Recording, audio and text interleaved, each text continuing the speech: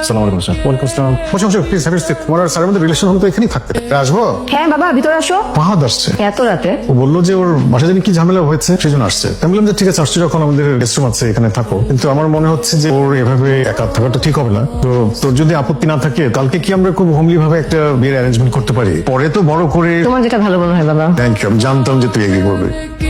Rest করেন। I hope কি খুঁজে বসো।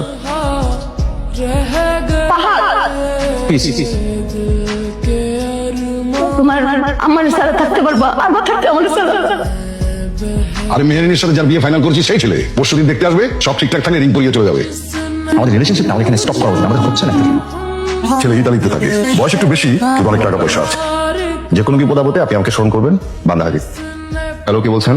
আপনি কোথায়? আমি কে? আপনি আমাকে চিনতে পারেন নাই? আপনি আমাকে কি বলেছেন যে আমি কোনো বিপদে পড়লে আপনি আমাকে হেল্প করবেন, আর এখন তো আপনি আমাকে চিনতেই পারছেন না। ও সরি সরি সরি।